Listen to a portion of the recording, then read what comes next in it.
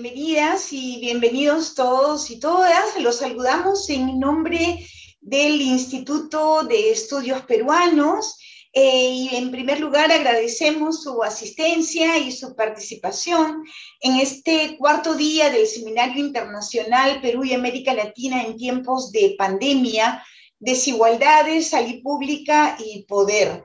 El seminario es organizado por el IEP, es una institución con 58 años realizando estudios sobre problemas sociales en el Perú y América Latina. La jornada de hoy está dedicada a un panel número 4. El tema grande es pandemia, crisis y nuevos alineamientos políticos en América Latina. Y en este momento estamos iniciando la mesa número 8 dedicada al tema estallidos sociales antes y durante la pandemia. En la mesa, en primer lugar, contaremos con la participación de Claudia Haes.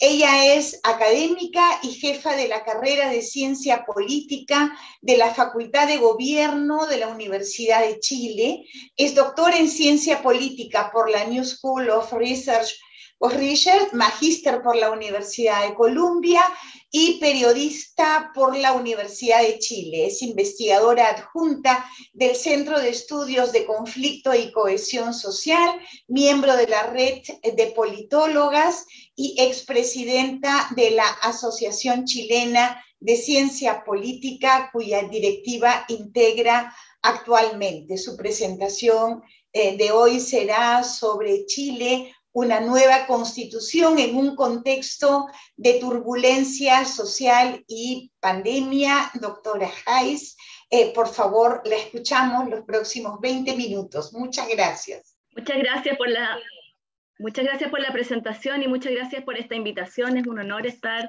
una vez más en una actividad del Instituto de Estudios Peruanos. Quisiera compartir una presentación para tratar de contarles en breves minutos mi visión de lo que ha sido la... ¿Se ve la pantalla compartida o no? ¿Sí?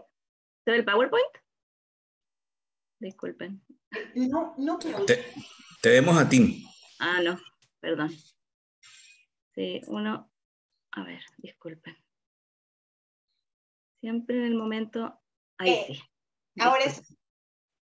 Sí, como decía, nosotros hemos vivido la pandemia, que es una situación muy excepcional, justo a continuación de otra situación muy excepcional que fue el estallido social, que comenzó el 18 de octubre del año 2019. La pandemia en Chile, la verdad es que comenzó en febrero, podríamos decir, del 2020.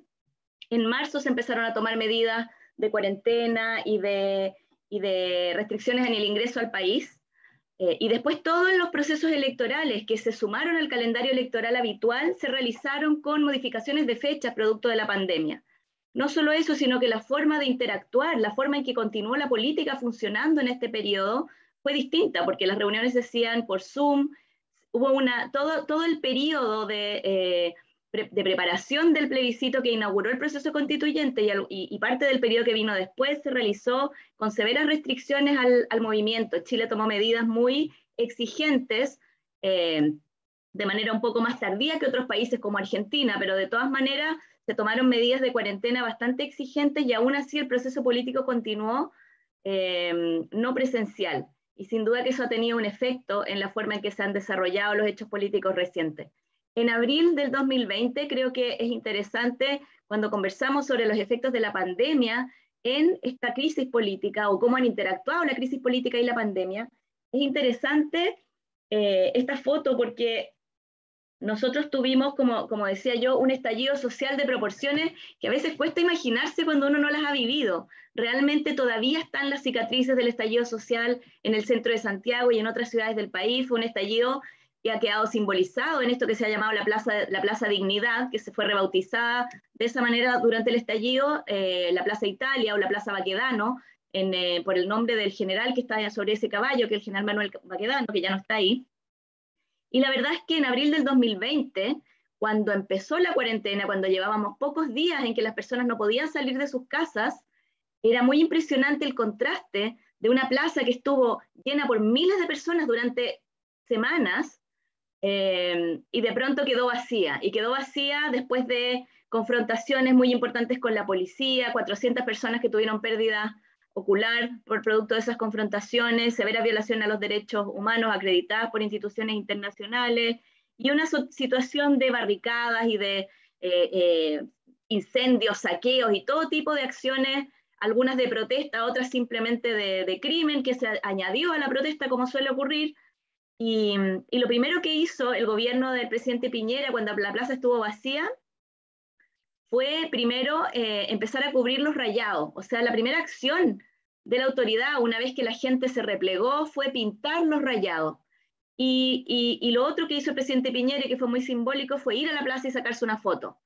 Y circuló por todas partes esta situación de que la gente estaba encerrada por la cuarentena, y lo primero que hace el presidente de la República es ir a la plaza, y en un gesto que muchas personas interpretaron como una provocación, ir y sacarse una selfie en ese lugar al que no había podido tener acceso nadie, digamos, que no fueran los manifestantes, y que había sido el epicentro de la confrontación social por tanto tiempo.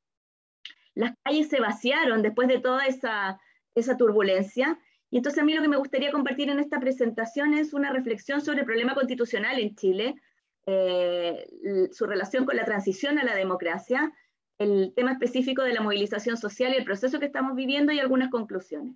Nosotros hemos tenido relativamente pocas constituciones comparado con otros países de América Latina. Hemos tenido 4 constituciones principales, desde la de 1828, que la verdad es que no estuvo vigente casi nada.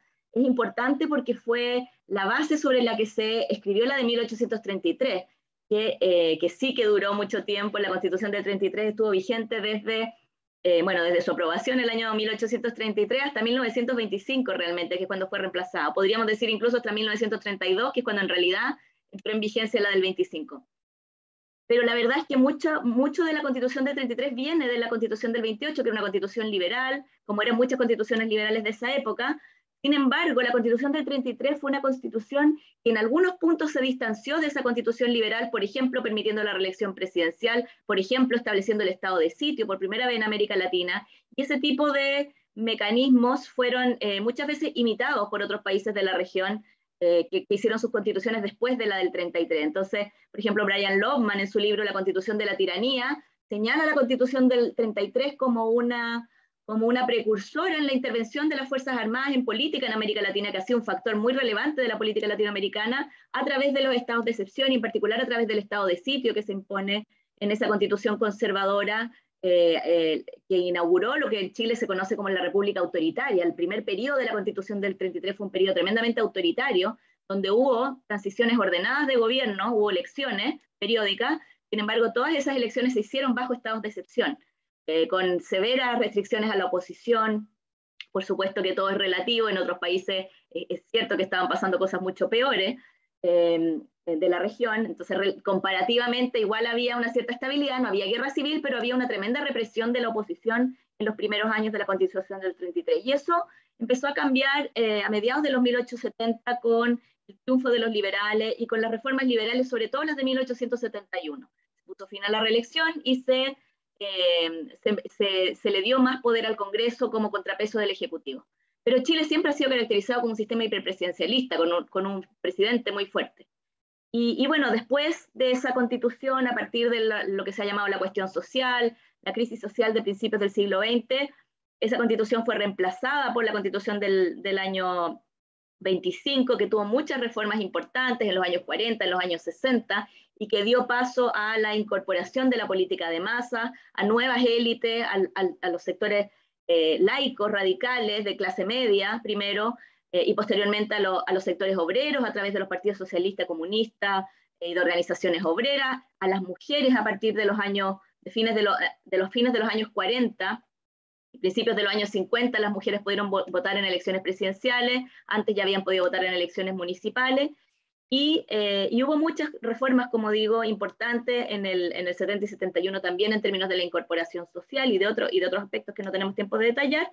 Pero bueno, esa tradición, digamos, constitucional que venía de forma ininterrumpida desde la Constitución de 1833, realmente llegó a su fin con la dictadura, la Constitución del 25 fue de facto abolida por la dictadura que encabezó Augusto Pinochet. El golpe de Estado en el año 73 empezó a emitir unos bandos primero y luego actas constitucionales. Inmediatamente la dictadura quiso hacer una nueva constitución. La dictadura militar y la junta militar rápidamente asociaron la crisis política del país y su propia acción política contra el gobierno socialista de Salvador Allende, contra la Unidad Popular, lo asociaron a una forma de hacer política que le daba demasiado poder a los partidos, que le daba demasiado poder a los sindicatos, y por lo tanto diseñaron esta idea de una democracia tutelada por las Fuerzas Armadas, de una democracia protegida de sus propias fuerzas internas, a través de una constitución con elementos claramente reñidos con el Estado de Derecho y con las nociones fundamentales de democracia, por ejemplo,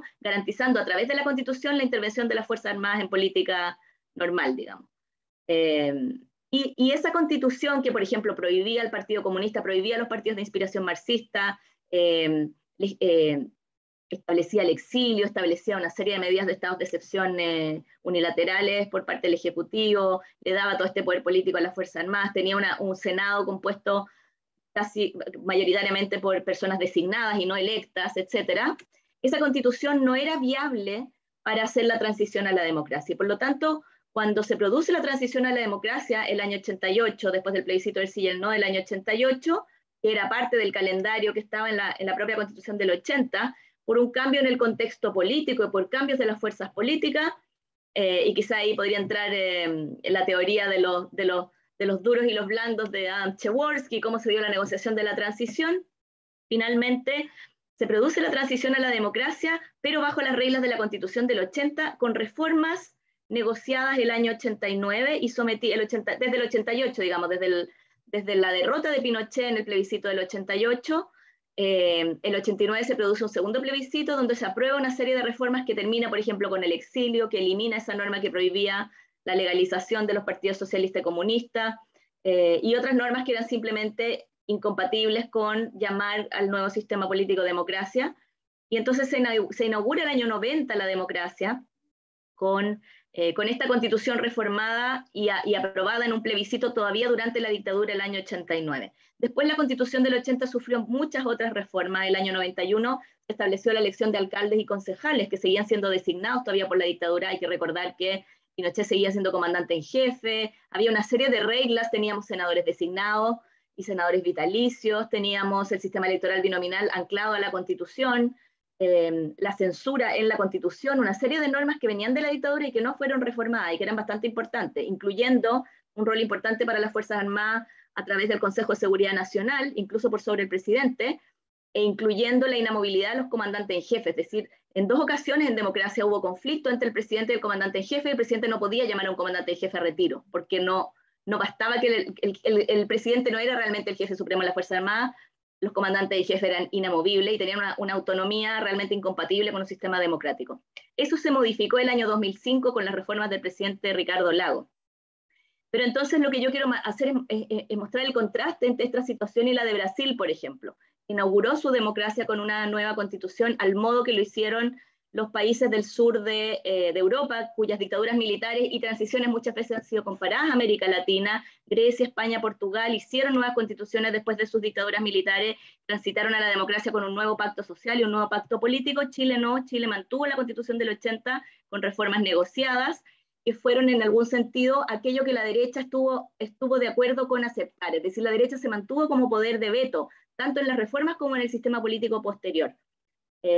Nosotros entonces tuvimos reformas importantes el año 89 y el año 2005 en términos de las relaciones de poder. Y aquí yo he marcado los hitos que considero más relevantes en esta reflexión sobre la transición a la democracia y la Constitución. Por supuesto, el golpe de Estado, el problema constitucional chileno nace con la abolición de la Constitución del 25, que era la Constitución que había sido apropiada, no es que haya tenido un origen demasiado democrático, no, por supuesto no fue producto de la deliberación ciudadana, ni mucho menos. Sin embargo, a través de sucesivas reformas había ido adaptando el sistema político a las demandas sociales y había construido puentes, diría yo, entre la decisión política y la sociedad civil, la ciudadanía. Los partidos cumplían todavía un rol mediador que parece en extinción en el mundo, y el golpe de Estado pone fin a eso, Y luego, en el año 80, la dictadura publica su constitución, elaborada a puerta cerrada, y la ratifica a través de un plebiscito nacional que no cumplía, por supuesto, con los estándares democráticos. No había libertad de prensa, no había oposición, los partidos políticos estaban proscritos, pero además hay una serie de evidencia de fraude todavía más flagrantes, como por ejemplo comunidades donde había más votantes que habitantes. Por ejemplo, los padrones aparecían habilitados para votar personas fallecidas, personas que votaron varias veces. Hay un libro que se llama El fraude, que acredita que forma el plebiscito del año 80, el del año 80 no puede ser considerado un plebiscito legítimo.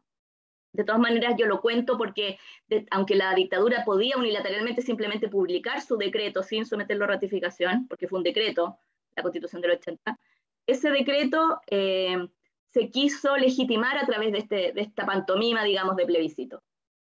El año 88, el plebiscito del sí y el no, que estaba la duda de si iba a ser lo mismo que el del 80 o iba a ser una consulta real, por la fuerza de los hechos y los cambios coalicionales, etcétera, se convirtió realmente en un plebiscito que produjo un cambio en los balances de fuerza y que inició la transición a la democracia. Ese plebiscito del año 88, el famoso del sí y el no, y un año después, en julio del año 89, vino el plebiscito de esta reforma constitucional negociada entre expertos de las fuerzas de la oposición entrante, lo que después se llamó la concertación de partidos por la democracia, y la dictadura. Es decir, los juristas de la dictadura y los juristas de la centroizquierda se sentaron a conversar, y lo que se plebiscitó en esa reforma del año 89 fue aquello que la dictadura estuvo dispuesta a modificar. No fue, por supuesto, la agenda completa de reforma que quería la centroizquierda. Después de ese plebiscito del año 89 vino la elección a fin de año, en diciembre, y ahí se eligió el presidente Patricio Aylwin de la Democracia Cristiana, el primer congreso que reabrió después de los 17 años de dictadura, inauguró un edificio nuevo en Valparaíso que había sido construido por Pinochet, un edificio horroroso a mi juicio, y luego en el año 90 se abre el Congreso, asume Patricio Aylwin, y se mantuvo desde el año 90 hasta el año 2005, o sea, piensen ustedes la cantidad de años que seguimos en el sistema político chileno funcionando con el sistema electoral binominal que distorsionaba fuertemente las preferencias, con los senadores designados, o sea, con una distorsión enorme de las mayorías en el Senado, con un tribunal constitucional tremendamente poderoso para frenar proyectos de ley, declarándolos contrarios a esta constitución de la dictadura, y con 18 leyes orgánicas constitucionales que se suman a los mecanismos protegidos por la Constitución. Es decir, junto, porque esto es como una buena respuesta a la gente que considera que la propuesta constitucional actual es muy larga. La verdad es que la Constitución del 80, junto con la Constitución, añadía 18 materias de ley orgánica constitucional que regulaban temas de manera orgánica, digamos, pero que requerían 4/7 para su reforma. 4/7 que eran inalcanzables por la oposición gracias al sistema electoral binominal. De manera que el sistema estaba completamente amarrado. Era un sistema que garantizaba la mantención del statu quo. Y esa situación entra en crisis con el estallido social. En el año 2005 hubo una reforma muy importante a la Constitución que fue la que sacó a las Fuerzas Armadas del centro político del sistema. La reforma del 2005 eliminó el poder tutelar de las Fuerzas Armadas, pero a cambio de eso fortaleció el rol del Tribunal Constitucional. Entonces hubo una transacción porque se requerían los votos de la derecha para hacer esa reforma, y la derecha estuvo disponible para sacar la inamovilidad de los comandantes jefe y los senadores designados a cambio de este fortalecimiento y algunos cambios en las reglas de funcionamiento del Tribunal Constitucional, que quedó como una suerte de nuevo poder moderador. En el fondo, una gran cantidad e intensidad de mecanismos contramayoritarios. En octubre del 2019 se produce el estallido social, y después de un mes de una protesta muy masiva, donde millones de personas salieron a la calle en todo el país, y también de actos de violencia inusitados, inéditos, diría yo. No sé si inédito es demasiado, porque hay otros eventos antes, pero desde el retorno a la democracia sin duda no se había visto algo así en Chile. Las fuerzas políticas acordaron un plebiscito, acordaron desarrollar un proceso constituyente para consultar a la gente si quería una nueva constitución, qué órgano tenía que hacer esa constitución, y dar una salida institucional a la crisis política. Ese acuerdo se llamó Acuerdo por la Paz y la Nueva Constitución, lo firmaron las presidentas y presidentes de partidos la madrugada del 15 de, está mal, dice octubre, fue el 15 de noviembre del año 2020. El 15 de noviembre, perdón, del 2019 fue el Acuerdo por la Paz y la Nueva Constitución, y un año después, el 25 de octubre del 2020, se realizó este plebiscito que se ha llamado el plebiscito de entrada, el plebiscito que inaugura los 3 hitos electorales que tiene este proceso constituyente, que son el plebiscito de entrada, la elección de la convención y el plebiscito de salida, que viene ahora el 4 de septiembre.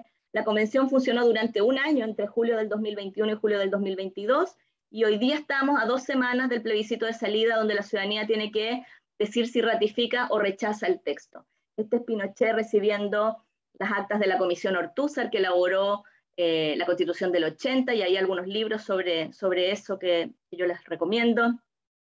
Este fue el único acto político que se autorizó antes del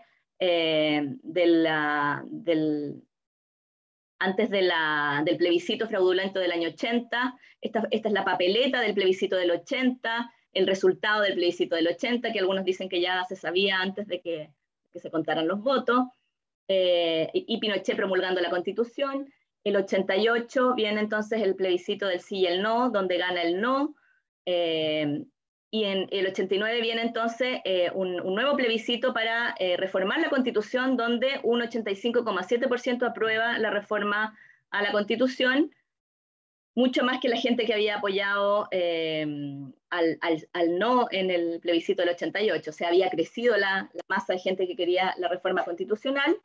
Y luego el año 2005 viene este segundo hito de gran cambio constitucional, que es la firma del presidente Ricardo Lagos en la Constitución de Pinochet para las reformas que sacaron a las Fuerzas Armadas de esa Constitución. La Constitución, como yo les decía, tuvo muchas reformas partiendo por el año 89. Esta es una tabla de un capítulo de un libro sobre el problema constitucional. Pero el año 2006 la política se volcó claramente a las calles a través de la Revolución Pingüina, la movilización estudiantil, y se asoció esa demanda social por educación gratuita, por educación sin fines de lucro en las escuelas, con el problema constitucional. Es decir, la Constitución en la imaginación ciudadana apareció como una traba a la expansión de los derechos sociales. La que está ahí abajo a la izquierda es mi hija. Y el año 2011, el movimiento estudiantil, muchas veces con los mismos actores del 2006, adquirió todavía más fuerza en la movilización de estudiantes universitarios del 2011, y el 25 de octubre se produjo, después del estallido del 18 de octubre, el 18 de octubre partió con el alza de la tarifa del metro, y una semana después, el 25 de octubre, se produjo lo que se ha llamado la marcha más grande de Chile. Realmente fueron millones y millones de personas. Esto es Santiago, esto es la Plaza de Italia, la Plaza Dignidad, pero por todo el país se produjo un movimiento enorme. Los desafíos a la Constitución venían en gran parte motivados por esta idea de rigidez institucional, de una rigidez institucional que impedía que las demandas sociales se transmitieran al sistema político, por un sistema de partidos desraizado, sin anclaje social, por un distanciamiento entre la élite y la ciudadanía, y por una politización de la desigualdad, que fue un elemento crucial en el estallido social, en un país que seguía creciendo económicamente, pero que tenía un crecimiento menor, y donde la falta de una red de protección social hace que las personas tengan que endeudarse para satisfacer necesidades básicas. Y eso, sin duda, que estuvo en la politización. Es bien importante el factor de género también en este estallido social.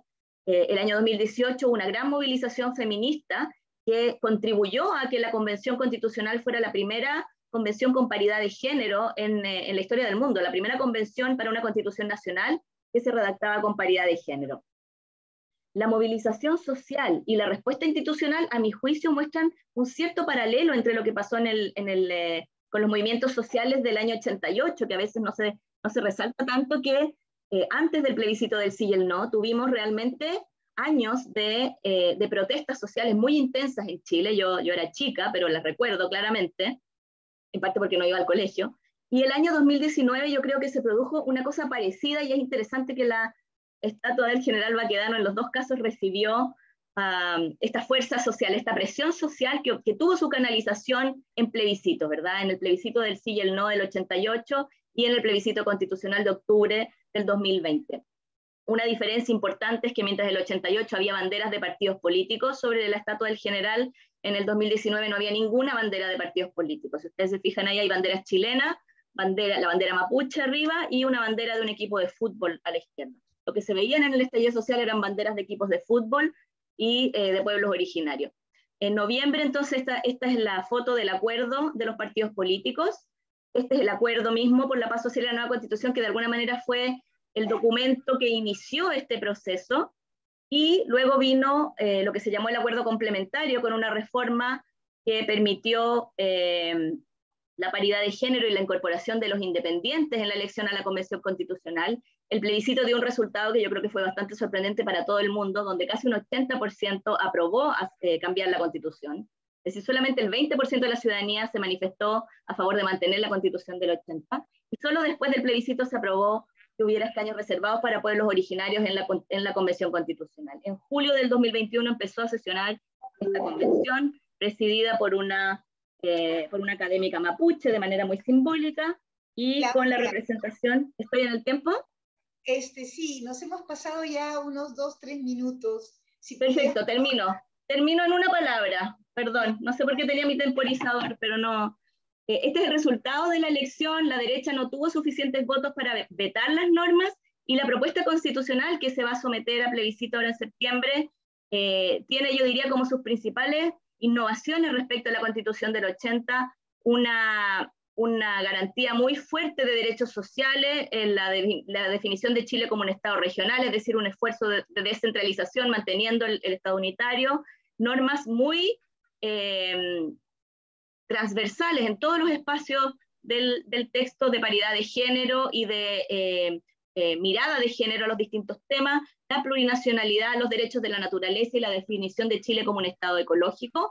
Como les decía, la pandemia hizo que hubiera que cambiar algunas fechas, esos cambios se hicieron por ley, fueron aprobados por el Congreso, se pasó de los cabildos presenciales al Zoom, y yo diría que el cambio más importante que ha producido la pandemia en todo este proceso es de alguna forma trasladar las prioridades de las personas desde la demanda por derechos sociales y por inclusión a pensar mucho más en la seguridad pública, que es un problema hoy en Chile, en temas de seguridad económica también, y de salud, por cierto. Sobre todo en el primer periodo la salud era una prioridad muy importante. Es un proceso que combina la movilización social con la respuesta institucional, que busca sintonizar las instituciones formales con las informales, que desafía a la autoridad para tratar de desconcentrar el poder, y lo que genera, por supuesto, incertidumbre respecto de cómo lo vamos a hacer en un país que ha sido tan centralista siempre. Plantea todo este proceso tensiones importantes respecto de la vieja dicotomía representatividad-gobernabilidad y el peligro de fragmentación política, y, como decía, tenemos un escenario muy incierto de cara al plebiscito. Las encuestas no son en absoluto concluyentes y no sabemos qué va a pasar el 4 de septiembre. Perdón por haberme pasado en el tiempo. No, muchísimas gracias. Gracias, Claudia. Tenemos ahora, en segundo lugar, la participación de Alberto Valencia Gutiérrez. Alberto Valencia es docente e investigador de la Universidad del Valle de Colombia, doctor en Sociología por la Escuela de Altos Estudios en Ciencias Sociales de París, y trabaja sobre temas relacionados con el conflicto y la memoria. Su ponencia, su participación de hoy tiene el título de Pandemia y Crisis Social, Colombia, mayo-junio 2021. Por favor, Alberto, en los próximos 20 minutos tienes el uso de la palabra. Bueno, en primer lugar, muchas gracias por la invitación. Un saludo para todos los que nos están escuchando y todas las que nos están escuchando. Voy a hacer, ya puse aquí mi cronómetro para funcionar. Voy a hacerles una presentación un poco de lo que ha ocurrido en Colombia durante los últimos 2 años. El año pasado, en el mes de abril, a partir del 28 de abril de este año, tuvimos en Colombia una movilización social sin precedentes en la vida colombiana, sin precedentes en muchos sentidos, totalmente inédita, totalmente nueva, realmente la irrupción de una gran novedad en este país. El carácter novedoso de esta movilización tiene que ver, bueno, en primer lugar, la motivación de la movilización tuvo que ver con el hecho de que el gobierno quiso impulsar una reforma tributaria de corte estrictamente neoliberal en el momento más inoportuno de una pandemia que había producido pobreza en Colombia, y una reforma a la salud muy inspirada en el modelo gringo. Los sindicatos lanzaron un paro el 28 de abril y a partir de ese momento, de una manera absolutamente inesperada y completamente y desafiando por completo los peligros de la salud que significaba la pandemia, se produjo una movilización social sin precedentes en la situación colombiana. Nosotros estábamos acostumbrados a movilizaciones, por ejemplo, de los indígenas, de los estudiantes, de los camioneros, del sector agrícola, de los sindicatos, etcétera, pero no a una movilización en la cual estaban presentes todos los sectores sociales más diversos de diferentes clases sociales, en el campo, en la ciudad, etcétera. Eso no lo conocíamos y con una participación enorme de los jóvenes. Igualmente, digamos, en los antecedentes que sobre esto existían en Colombia, teníamos algunas movilizaciones sociales, pero de una duración muy breve, de 3 días, de 4 días. Probablemente la mayor fue la del 9 de abril de 1948, cuando asesinaron a Gaitán y las multitudes destruyeron el centro de Bogotá. Pero no, en este caso la duración fue de 55 días aproximadamente, o sea, duró prácticamente dos meses. Además, estuvo presente en todo el territorio nacional, en grandes ciudades, en pequeños pueblos, en los campos, etcétera. Una característica muy importante también de esta movilización es el inmenso apoyo ciudadano que suscitó. Las encuestas hablaban del 75% de aprobación de la gente a lo que estaba sucediendo. Era una movilización sin liderazgos claros, con múltiples liderazgos. Para el gobierno fue muy difícil encontrar, por ejemplo, en la ciudad de Cali, con quién negociar, porque eran demasiados los grupos y no había una unidad entre esos grupos. E igualmente lo que estaba comprometido como reivindicaciones de la gente era muy diverso. Sin embargo, las reivindicaciones, en mi opinión, pasaban a un segundo plano con respecto a lo que representaba esta movilización como forma de afirmación de sectores excluidos y de sectores marginados, que a través de la participación en la movilización se hacían sentir, entraban en escena, adquirían una identidad, desarrollaban formas inéditas de solidaridad social. La movilización tuvo una serie de características, como por ejemplo el hecho de que fue un espacio de una gran creación colectiva, de nuevos repertorios de movilización impresionantes. Ya no eran las movilizaciones clásicas que partían de un lugar periférico de la ciudad y llegaban al centro de la ciudad, sino era una movilización que se basó en diferentes puntos en las ciudades, movilizándose entre esos diferentes puntos.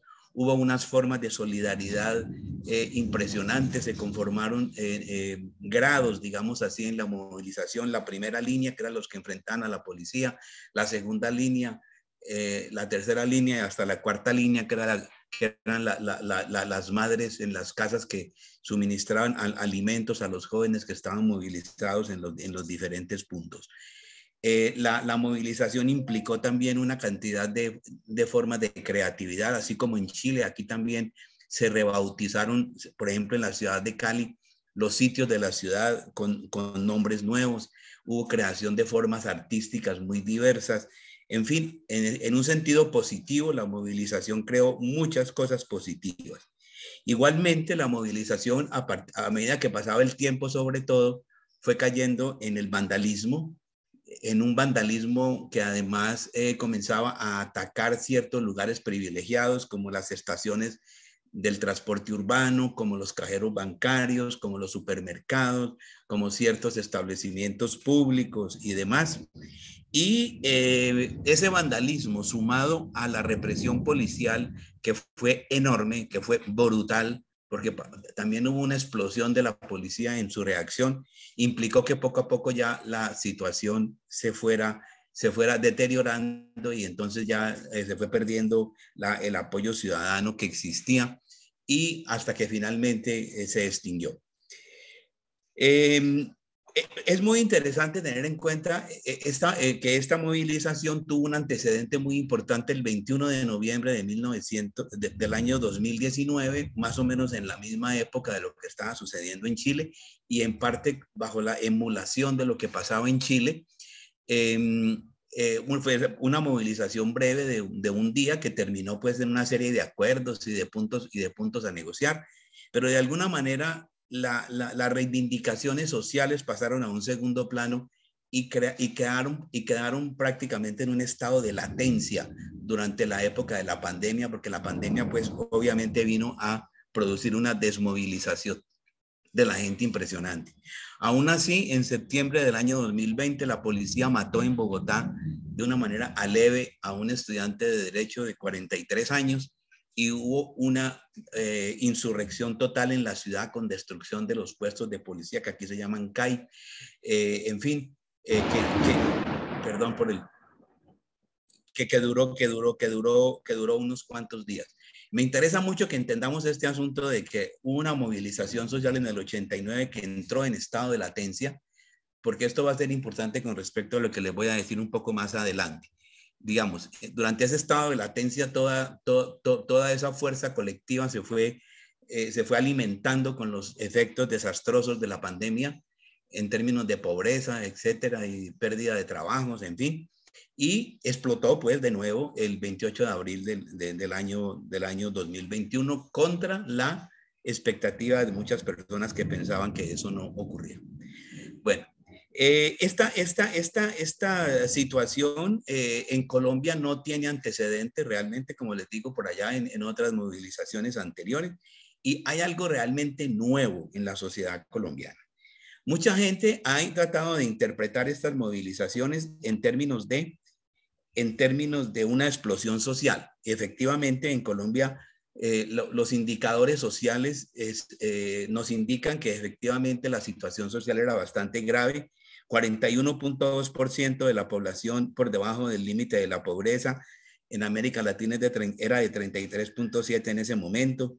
El 65% de la población apenas come 2 veces al día, un desempleo de 17%, un coeficiente Gini de la desigualdad de 0.53, 0.54, el segundo de América Latina después de Haití y demás. Es decir, existían realmente muchas condiciones sociales que pueden conducirnos a pensar que agudizadas además por los efectos terribles de la pandemia, que nos pueden llegar a pensar que lo que ocurrió allí fue una inmensa crisis social. No obstante, a mí me parece que para poder interpretar este asunto, nosotros tenemos que pensar que no se trató simplemente de una crisis social, sino también de una crisis institucional, de una crisis de legitimidad del Estado colombiano que se venía incubando desde tiempo atrás y que se agudizó enormemente con el gobierno de Iván Duque por los malos manejos y el desencuentro de este presidente con lo que estaba sucediendo en el plano de la sociedad. Colombia, ustedes saben que Colombia es un país que durante mucho tiempo pues ha tenido grupos armados ilegales, guerrillas y paramilitares.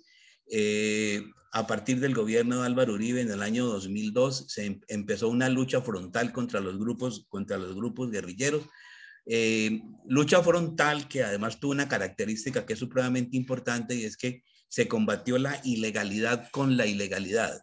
Es decir, el Estado se fue mucho más allá de los simples aparatos legales del Estado para utilizar toda clase de instrumentos.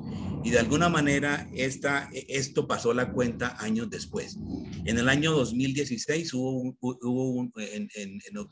noviembre de 2016 hubo un acuerdo con la guerrilla de las FARC, la guerrilla más importante de Colombia, y allí prácticamente el país se polarizó entre partidarios del proceso de paz y enemigos del proceso de paz. Ganó el no en un plebiscito y eso ha marcado la vida política nacional desde entonces.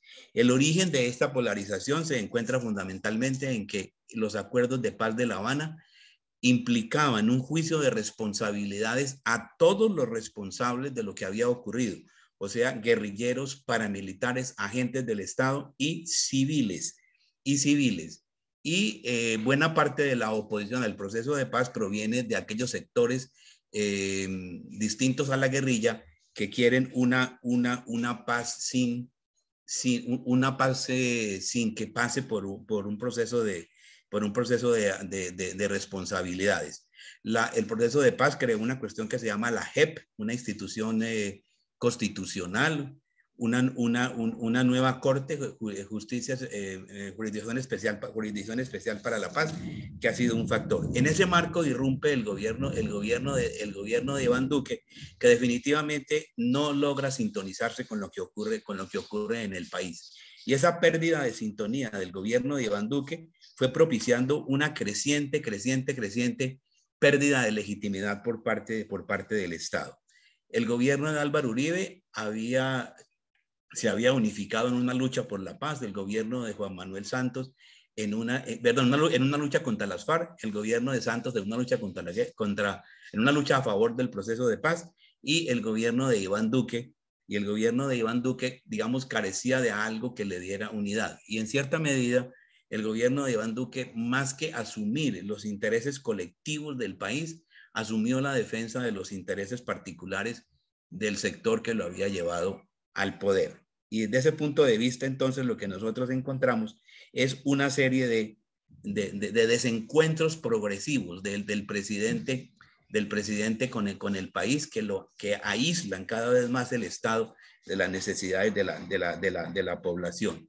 No supo entender un mensaje que se le lanzó en agosto del 2018 para que su gobierno se lanzara en una lucha contra la corrupción.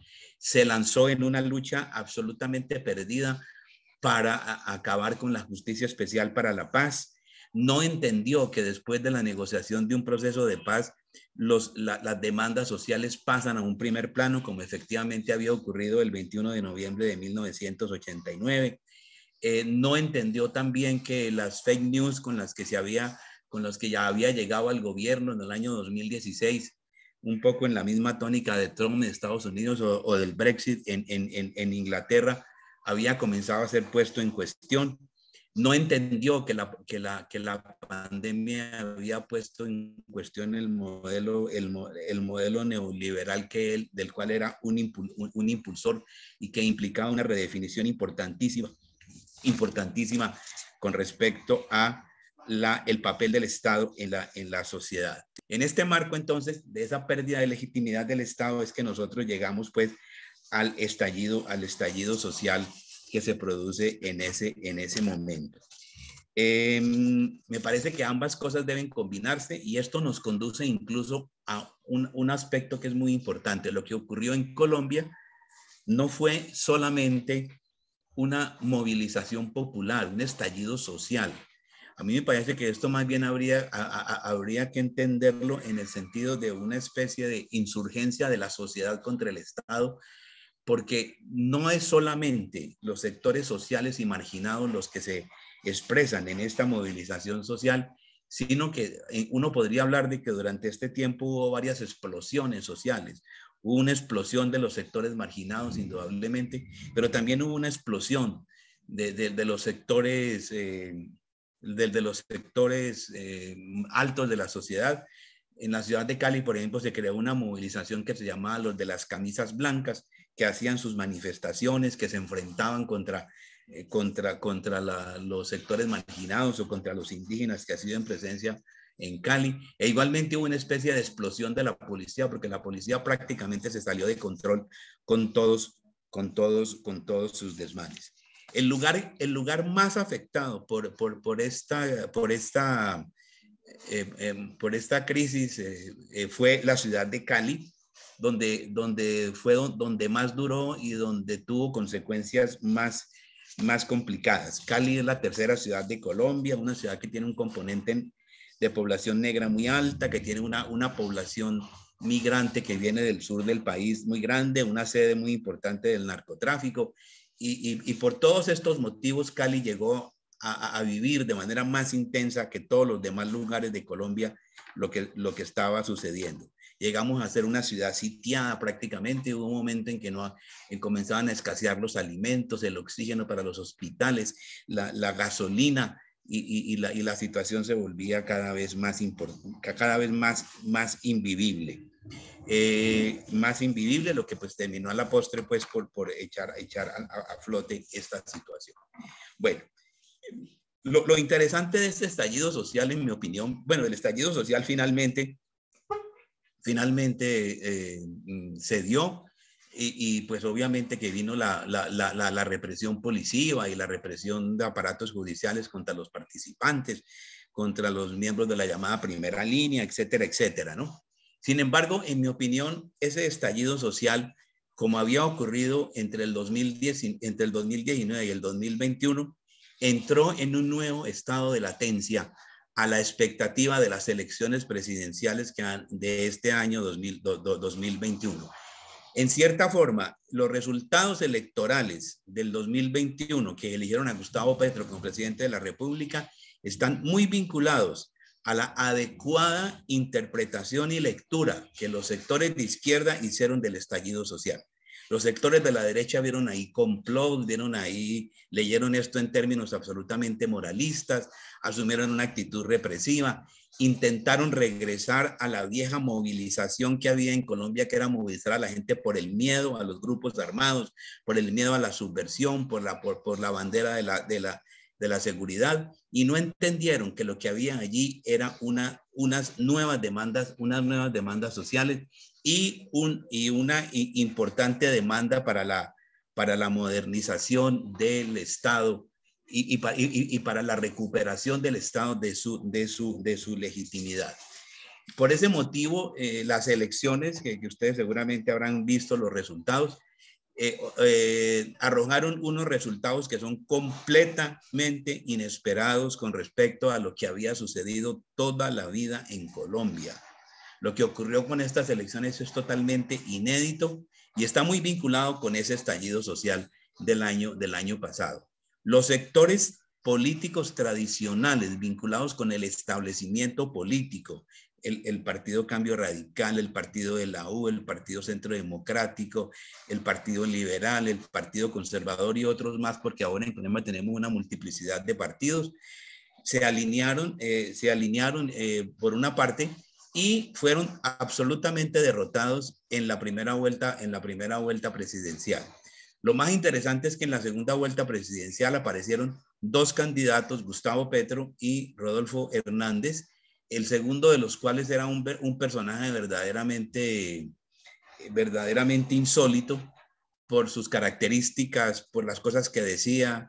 ¿Sí? Amenazaba con darle tiros a una persona, le pegaba a la gente, decía groserías, demostraba pues su total impreparación para dirigir el país, pero la gente prefirió a Rodolfo Hernández con respecto a los líderes de los partidos tradicionales.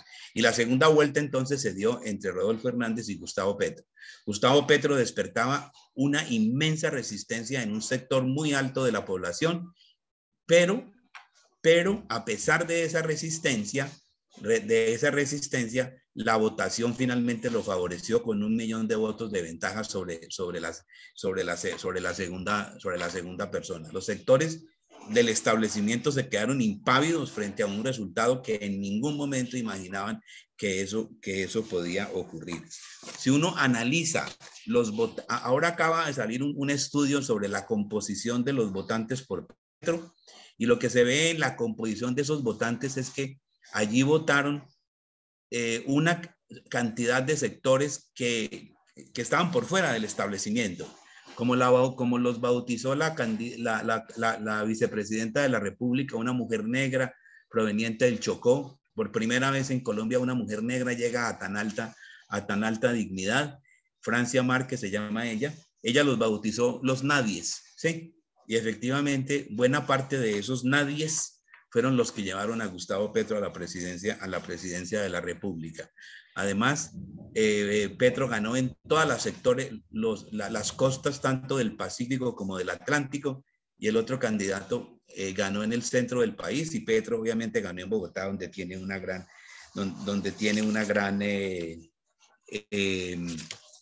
pues un sector político a su favor, porque fue alcalde de esa ciudad. Bueno, entonces era perfectamente probable La importancia del triunfo de Petro es que de alguna manera ese estallido social estaba en latencia y el estallido social en cierta forma se ha desactivado al menos por un tiempo porque han surgido nuevas ilusiones de cambio en este país. Es muy probable que si esas ilusiones se defraudan en los próximos meses, ese estallido social de nuevo pueda resurgir. Y es muy probable, no porque los petristas lo impulsaran, como dicen por ahí, tergiversando las cosas, es muy probable que de no haber triunfado Petro, en este momento estaríamos en un estallido social de proporciones similares. En todo caso, para concluir ya, en Colombia ha habido pocos momentos de transformación de la vida política nacional. Uno fue en el año 1958 con el Frente Nacional, otro fue en el año 1991 con la constitución política que se creó en ese momento, que despertó una gran ilusión. Otro fue cuando llegó Belisario Betancur en 1982 a promover procesos de paz. Y un cuarto momento de cambio y de ilusión es el que estamos viviendo en este momento en este país. Parecía pues como si todas como si toda digamos, ese espíritu un poco de fracaso que los colombianos tenemos con respecto al futuro de este país, que pensamos que siempre todo va a ser lo mismo, que todo va a ser igual, que no saldremos nunca de estos niveles de violencia. De un momento a otro ha surgido una esperanza, una ilusión en este país, y es el sentimiento predominante que en este momento existe. La incertidumbre es grande, las cosas pueden efectivamente salir bien, como también podemos estar al cabo de un año o un año y medio en una situación también muy dramática. Eso es pues lo que les quería decir. Muchas gracias, espero haberme hecho comprender. Y pues obviamente que para hablar de esto hubiera necesitado por ahí 2 horas para hacerles un detallado. Nosotros publicamos en la Universidad del Valle, en el momento mismo de la crisis, este libro que se llama Pensar la Resistencia, mayo del 2021, Cali, Colombia. Lo pusimos mayo del 2021 para evocar el mayo del 68, porque hay realmente muchas similitudes entre el mayo del 68 parisino y lo que pasó acá.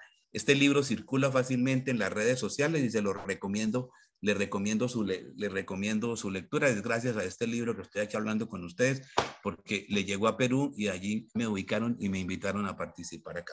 Muchas gracias. Gracias, muchas gracias a Alberto por su presentación. Tenemos ahora el tercer ponente de esta tarde, es Ariel Goldstein. Él es doctor en Ciencias Sociales de la Universidad de Buenos Aires e investigador del CONICET en el Instituto de Estudios de América Latina y el Caribe. Es docente de la Cátedra Política Latinoamericana en Ciencia Política de la UBA, de la Universidad de Buenos Aires. Se especializa en el estudio de la sociedad política de Brasil. Participa en el proyecto internacional Prensa y Circulación de Ideas, el papel de los diarios en los siglos XIX-XX, y ahora nos hará una presentación por 20 minutos sobre la derecha latinoamericana y los incentivos para su radicalización. Tiene la palabra profesor Goldstein. Bueno, muchas gracias, Marisa. Agradezco mucho a los colegas del Instituto de Estudios Peruanos la invitación.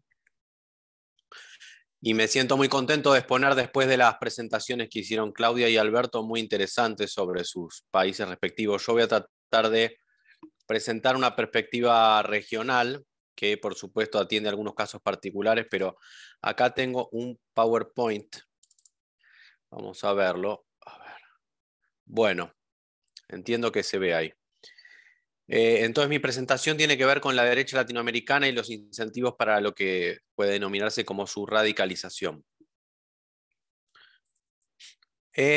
Bueno, algunas de las cuestiones que marcaban tanto Claudia como Alberto tienen que ver con esta caída, ¿no? del apoyo a las élites e instituciones en América Latina, ese distanciamiento de las élites de la clase política, con los grandes sectores de la población que reflejaron encuestas como Ipsos y Latinobarómetro en 2021 y que también se tradujeron justamente en esas enormes protestas que sucedieron en Colombia y en Chile que cambiaron, ¿no?, el mapa político en los dos países. Y esto también llevó a la emergencia de candidaturas que justamente se caracterizaban por postularse como outsiders a la clase política, por izquierda y por derecha, ¿no? El caso de Castillo en Perú, o de Rodolfo Hernández en Colombia, o de Cast en Chile, Javier Milei en la Argentina y Bolsonaro en Brasil, son algunos de estos ejemplos que expresaban esa desafección ciudadana, ¿no? Y también un estímulo, ¿no?, para la radicalización de la derecha y del sector de izquierda frente a la crisis política, económica y social provocada en gran medida por los efectos de la pandemia, ¿no?, en América Latina.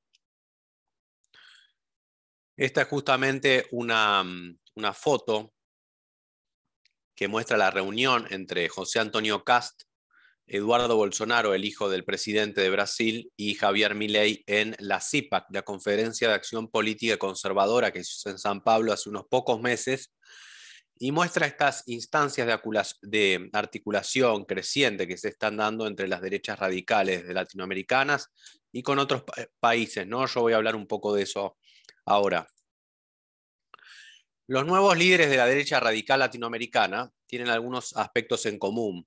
Una defensa del liberalismo económico, a diferencia de la derecha radical en Europa, que a veces, digamos, hace unas políticas sociales fuertes, por ejemplo, el caso de Polonia, ¿no?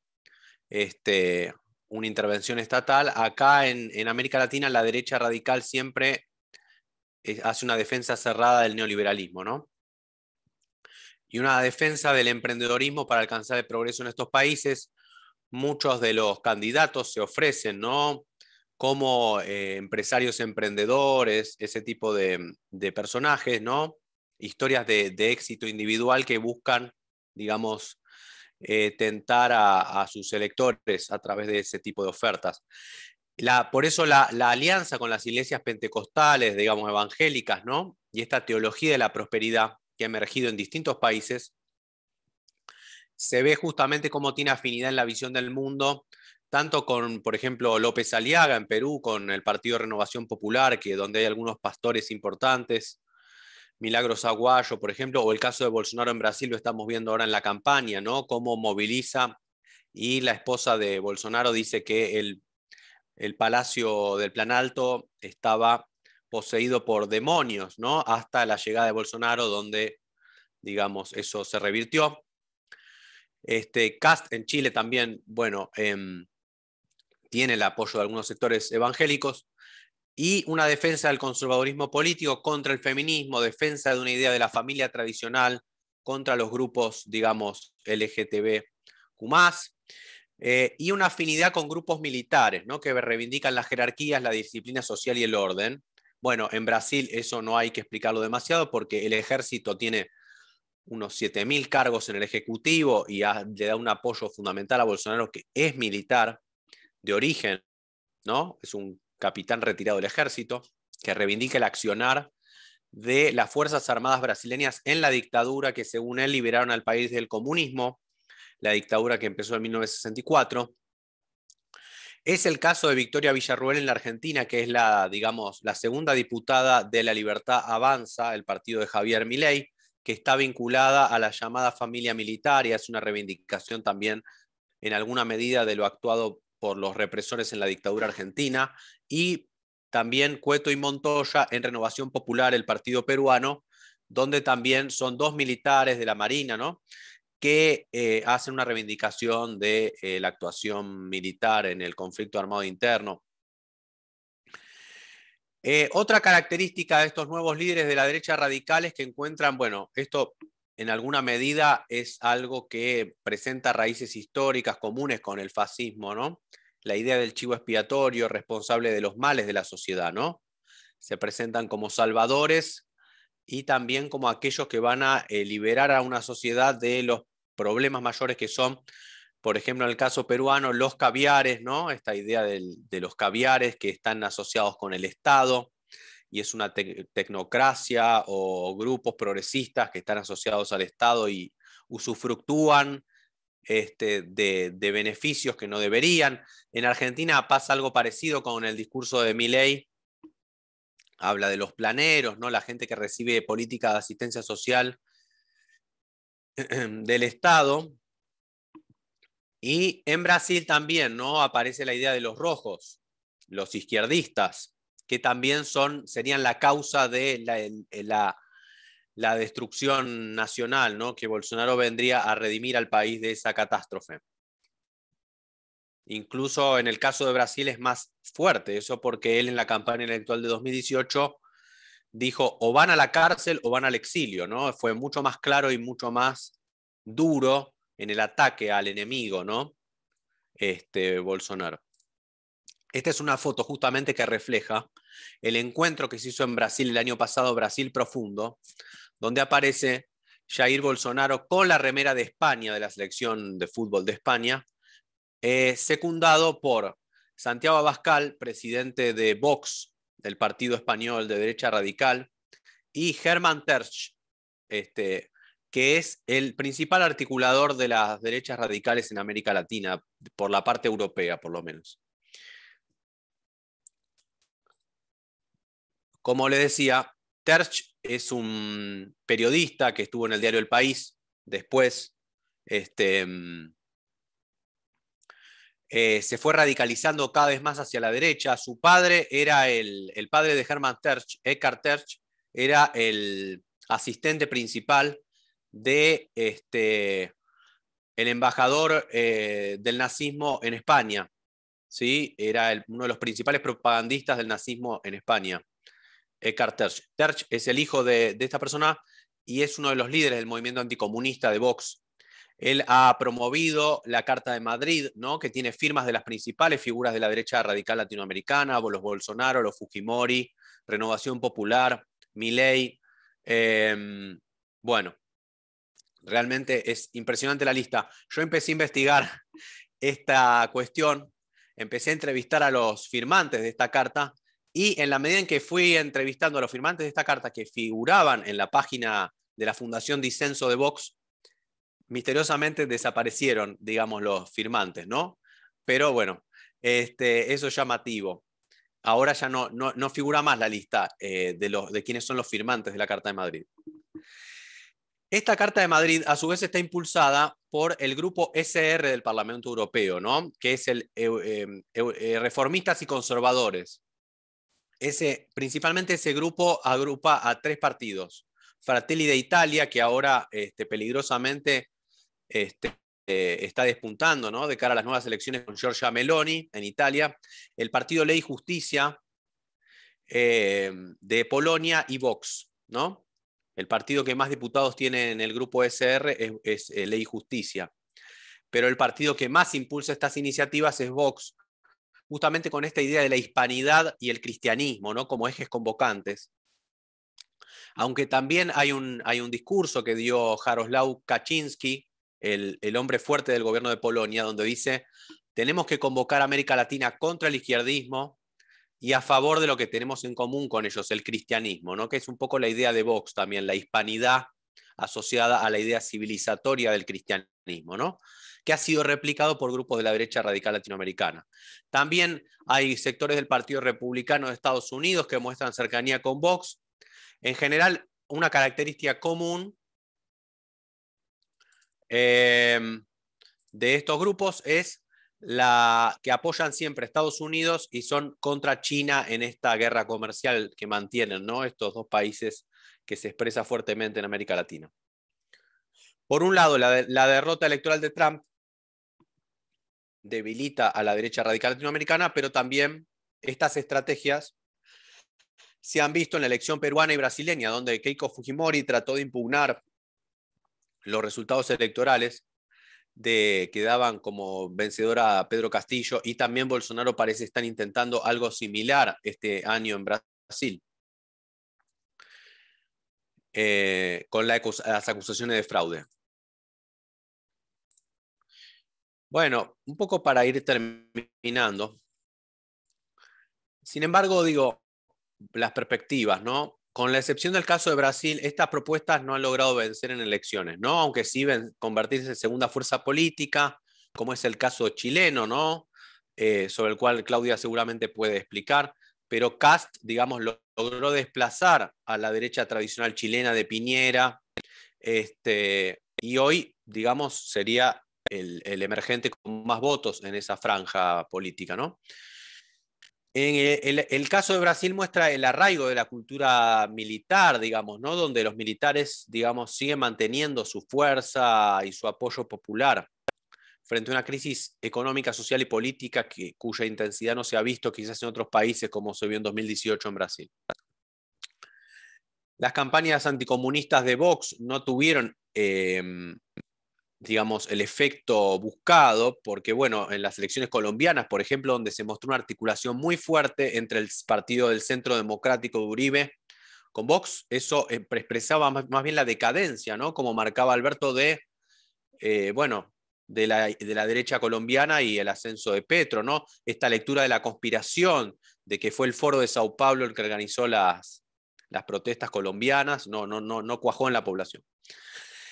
Y entonces, en algún punto, esta cercanía con Vox que mantienen grupos de la derecha radical latinoamericana, para mí es expresión de crisis de ideas, ¿no? De crisis de ideas y de hegemonía en la sociedad en algunos países, donde esta narrativa del anticomunismo les provee una forma un incentivo para esta radicalización frente al descontento y la desafección ciudadana y una forma de acumular políticamente que si bien no se ha traducido en elecciones, por lo menos por ahora, sí les permite mantener una presencia en la esfera pública y una acumulación política en algunos sectores, ¿no? Así que bueno, muchas gracias y con esto dejo por acá. Muchas gracias, Ariel. Y tenemos ahora los comentarios a cargo de Rodrigo Gil. Rodrigo es politólogo y magíster en sociología por la Pontificia Universidad Católica del Perú.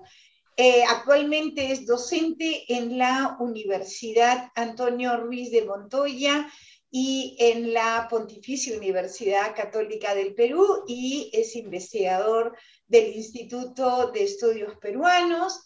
Él está interesado en temas de partidos políticos, regímenes políticos, elecciones y movimientos sociales. Rodrigo, por favor, adelante con tus comentarios. Gracias Marisa, y bueno, agradecer también, por supuesto, al IEP por la invitación para comentar esta mesa. Es para mí un gusto, todo un honor estar acá, pues, comentando a respetados académicos y profesores de la región, así que espero poder contribuir un poco a la discusión más general, ¿sí?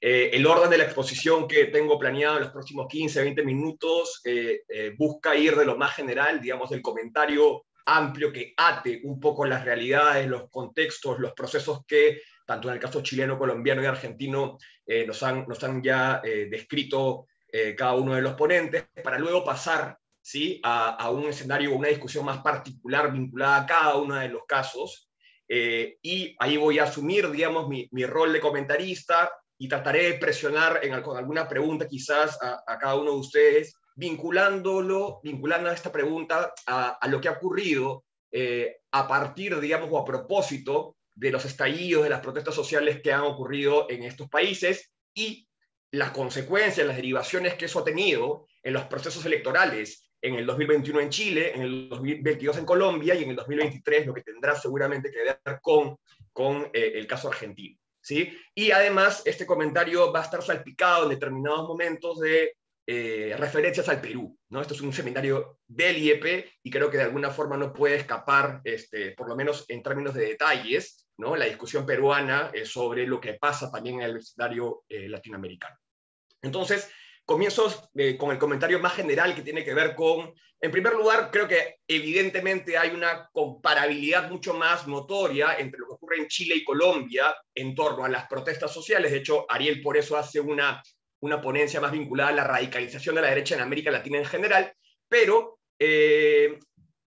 en general uno podría encontrar de que los tres países están atravesando, y desde hace un buen tiempo, una crisis de la representación política, un descreimiento de la sociedad respecto de sus figuras políticas, de los partidos que mal que bien habían articulado la representación en Chile, en Colombia y en Argentina, y que, bueno, viene desde antes de la pandemia, ¿no? Esa es una crisis que precede al COVID, pero que se profundiza durante la emergencia sanitaria. De ahí que veamos, digamos, la emergencia, la aparición de estallidos hostiles, de estallidos violentos, de estallidos también, de alguna forma, o de protestas pacíficas, ¿no? En los diferentes países a la vez. Pasa en Colombia, pasa en Chile, pasó en el Perú en el 2020, en Argentina tímidamente también pasó durante la pandemia, y esto, a su vez, digamos, pues acarrea una serie de repertorios nuevos contenciosos, de solidaridades que van apareciendo como no lo habían hecho con tanto protagonismo antes de la pandemia. De hecho, revisaba para este comentario unas cifras que publicó Ipsos a nivel global, una encuesta a nivel global el año pasado, que elaboraban un índice de sentimiento del sistema roto en 25 países del mundo. Y de esos 25 países, paradójicamente, estaban incluidos Colombia, Chile, Argentina, Brasil y Perú. Y lo interesante de ese índice o de esos resultados es de que Colombia, Chile y Argentina, con Brasil, digamos, lideran el ranking en términos de la sensación de que digamos, la política está hecha para empoderar a los ricos y a los poderosos, que los partidos buscan acopiar cuotas de poder en desmedro de la población, ¿no? Entonces, hay ahí un germen común que atraviesa los tres casos y que tiene que ver con esta sensación digamos, de descreimiento, ¿no? Respecto de lo que pasa con la clase política en general. Entonces, digamos, los resultados, de alguna forma, los efectos de la pandemia han tenido un señalamiento, ¿no? De culpabilidades diferentes por parte de la población en cada uno de los países. Por un lado, lo que les decía, digamos, este sentimiento anti-establishment, ante la anticlase política, en todos los países de la región, o en la mayoría de ellos, pero también se señala como culpable de lo que ocurrió en la crisis del COVID-19 al modelo económico, ¿verdad? Un modelo económico que no tiene las tasas de crecimiento que tenían pre-pandemia, donde los salarios no aumentan, donde el desempleo aumenta, y eso requiere también, entonces, encontrar o señalar otro tipo de culpabilidades, entre comillas, que tiene que ver con el diseño institucional que algunos de los países de la región tienen y que parecieran entonces desfasados, anacrónicos, desgastados, como en el caso chileno, y que eso va a implicar, ¿no? La renovación o la generación de nuevos pactos sociales. Yo sé de paso, en el Perú, digamos, la discusión sobre la posibilidad de una asamblea constituyente post-pandemia está todavía presente, aunque ha morigerado en el tiempo. Este escenario, digamos, abre un terreno para la aparición, y ahí un poco meto la discusión que propuso Ariel, ¿no? Sobre los liderazgos populistas que pueden cosechar de este terreno fértil que se ha ido sembrando en las últimas décadas y que se ha agravado por la pandemia. Y estos populistas, digamos, en el sentido más politológico, si quieren, en términos de que los liderazgos que han aparecido en la región antes, durante y post pandemia, los liderazgos políticos, de alguna forma han empezado a marcar una cancha, una línea de frontera bastante clara entre un nosotros, ¿no? Un nosotros representante del pueblo, y un ellos, una élite corrupta, partidos tradicionales que se han enriquecido a costa, digamos, del Estado, y ahí aparecen, por supuesto, gente como Kast en Chile.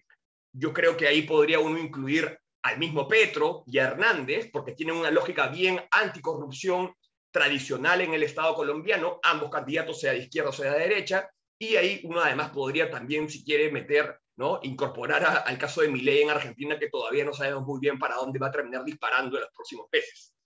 Entonces, las protestas que nos convocan a esta discusión en la mesa tienen que ver con un castigo, pues, en primer lugar, a los oficialismos, ¿no? En el sentido de que, claro, Piñera y Duque son presidentes antes de la pandemia y acarrean los costos, digamos, de tener que lidiar con las consecuencias y con los efectos de la crisis, lo cual naturalmente hace que la población, creo, termine seleccionando opciones ideológicas opuestas, ¿no? Como en el caso de Boric, en el caso de Petro, ¿no? En el caso de Fernández lo veremos el próximo año, pero además del castigo natural a los oficialismos que puede haber después de la pandemia, en términos electorales, también hay una discusión sobre esto que les vengo mencionando, sobre la sensación de hartazgo, ¿no? Generalizado, que ya venía incubándose hace mucho tiempo y que la pandemia terminó por agravar. Ojo, es una sensación de hartazgo no tanto sobre la legitimidad de la democracia. Digamos, estos países, según uno revisa, por ejemplo, la data del Barómetro de las Américas, en Colombia, en Chile, en Argentina, la democracia está bien defendida o bien vista por parte de la población en términos de la defensa del régimen. Pero lo que está, siendo desafiado por parte de la población es el funcionamiento de la misma. Digamos, cuando uno revisa la data, en Colombia el 26% de la población no está satisfecha con el funcionamiento de la democracia. En el caso chileno no es el 26%, es el 29%. Y en el caso argentino, el 43% dentro de un promedio latinoamericano que ronda el 38%. Y digo ojo porque, claro, si uno revisa o lo ve en términos relativos y ves el caso peruano, en el Perú ni la democracia está bien vista ni su funcionamiento en el día a día, digamos, ¿no? Entonces, pareciera que estos países, pese a los estallidos sociales que han tenido, digamos, en términos comparativos con el Perú, les va un poco mejor, al menos en lo que respecta a la creencia en la legitimidad de la democracia, cosa que en el Perú, por ejemplo, es mucho más disputada.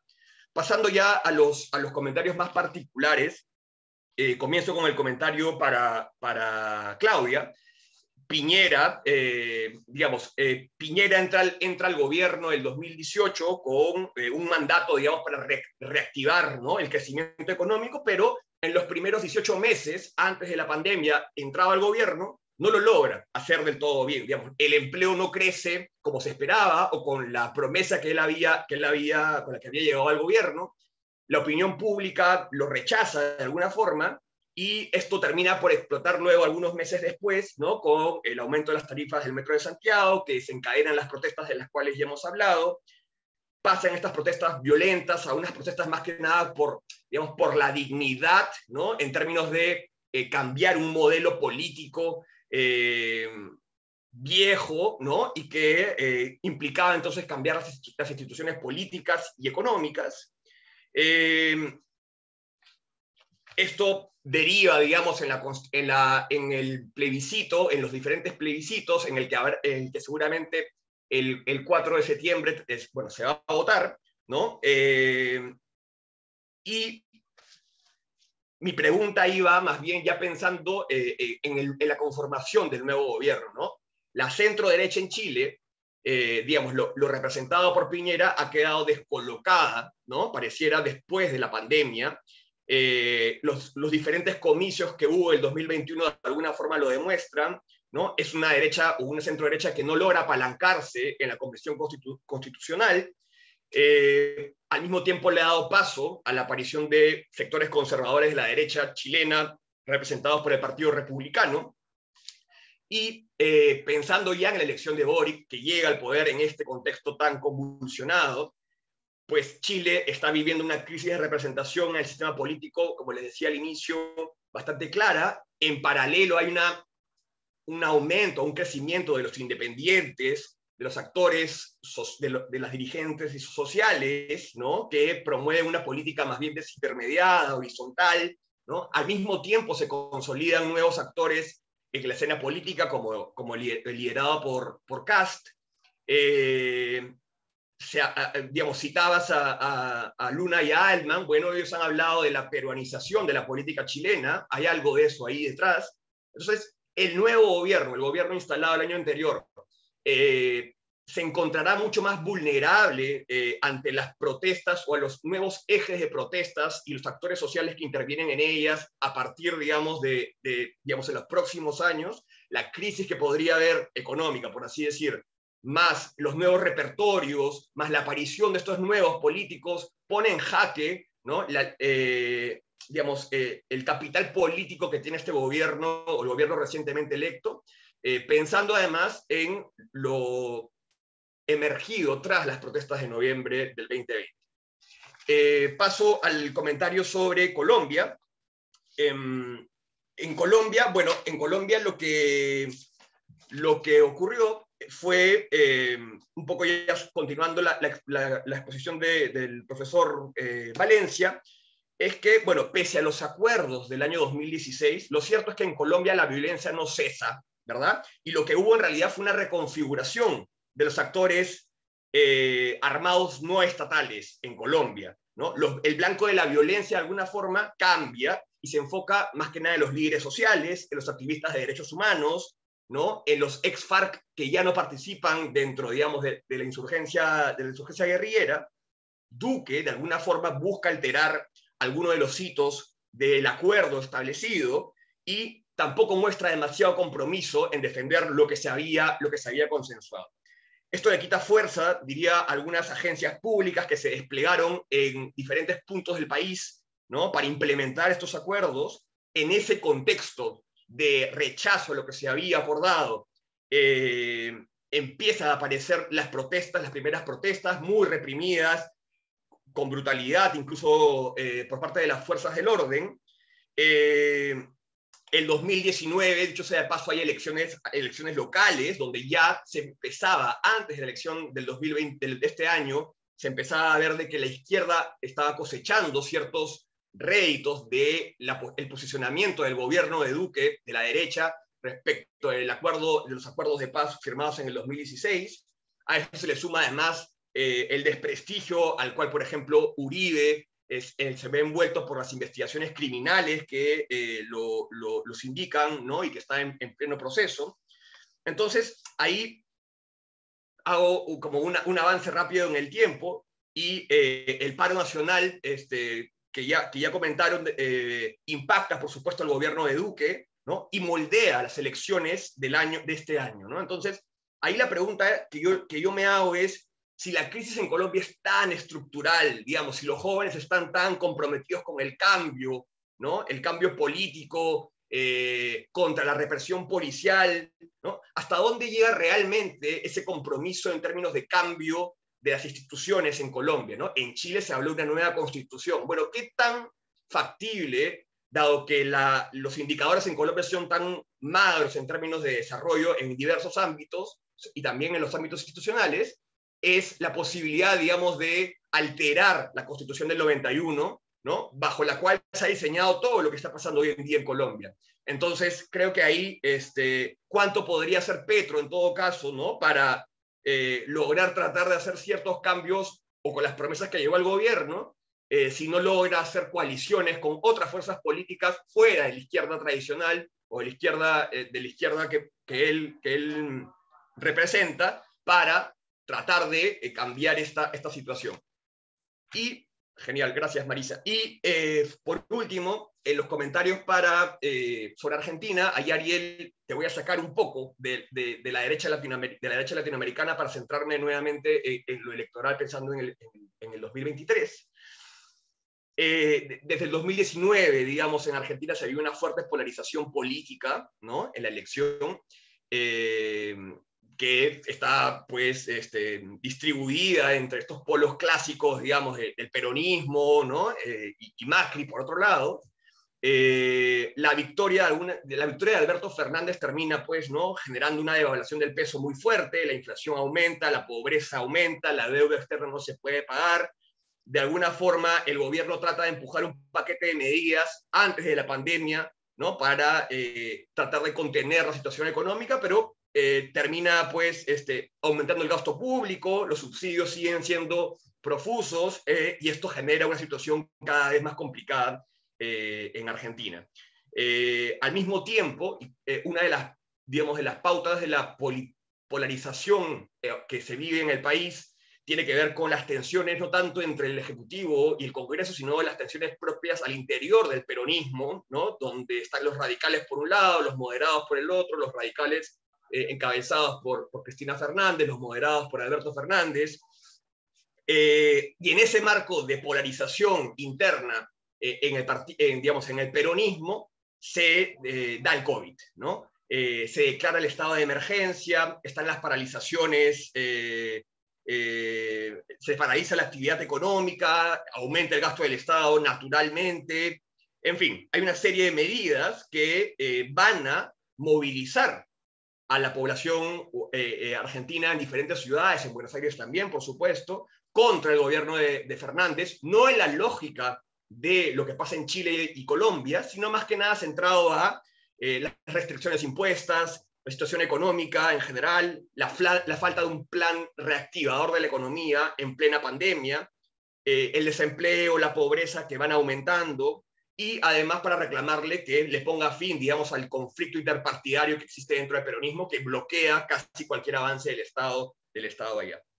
Entonces la pregunta que yo te haría ahí, Ariel, es pensando pues, ¿no? en esta mesa que se titula Estallidos Sociales antes y durante la pandemia, ¿por qué consideras tú, digamos, que pese a la gravísima situación económica que se vive en Argentina, la protesta no prende allá? La protesta social, en términos de lo que pasa en Chile, en Colombia, en Perú, no termina por ser un vehículo de representación de los intereses sociales que seguramente existen, y no tiene la magnitud, digamos, ni la profundidad de lo que pasa en general en la región.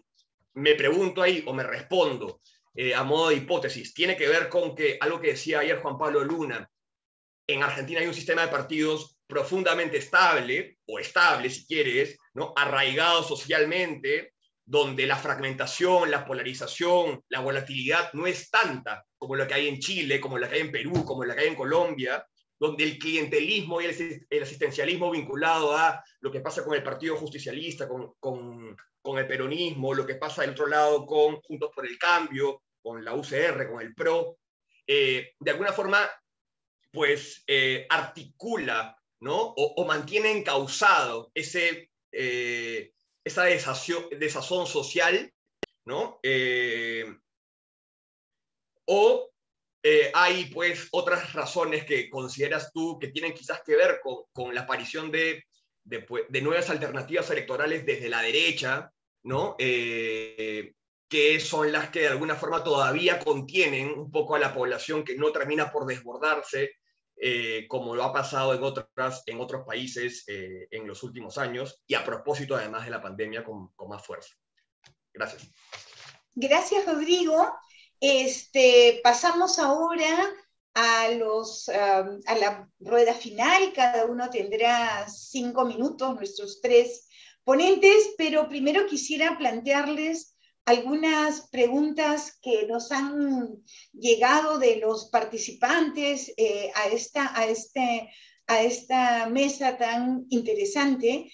Hay una primera pregunta de Juan Luis Ramírez. Nos dice, tanto el escenario chileno como el colombiano dan cuenta de liderazgos juveniles y, sin embargo, hay un rol de la élite que como que se aferra al status quo, y la pregunta es si es posible afirmar desde un punto de vista social que la juventud latinoamericana está rechazando a estas élites.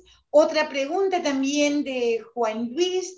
A partir del caso argentino, ¿se puede afirmar que las derechas radicales latinoamericanas se sostienen en un respaldo popular, militar? ¿Qué pasa en aquellos países donde las Fuerzas Armadas son impopulares? Y finalmente, de Lenin Illich, tiene una pregunta, un comentario. Dice que la ponencia nos llevan a pensar que los actuales partidos políticos que se encuentran en el gobierno tienen que cumplir con esperanzas que se han levantado antes de sus elecciones, que toca hacer a la población y a la clase política. Ahora, yo tengo un par de dudas muy chiquititas. Una que le quería, desde que empezó la ponencia Claudia, a preguntarle, ¿y qué pasa si no se aprueba la Constitución, si el referéndum no la aprueba? Y quería saber si es que el sí y el no son muy polares, es decir, si gana el no, puede haber una protesta o hay condiciones de construir consenso. No sé, otra brevísima era, nada, era una muy pequeña comparación entre estos movimientos de Chile y de Colombia frente a los que han habido en el Perú, las protestas que han habido en el Perú durante la pandemia. En el caso de Chile y de Colombia, una vería, digamos, se ven como movimientos muy amplios con agendas diversas, que aglutinan a muchos sectores. En el Perú lo que hemos tenido son protestas terriblemente fuertes de sectores muy acotados, con una agenda muy precisa contra la ley tantos que no nos reconoce el derecho a los trabajadores, en fin, cosas realmente acotadas.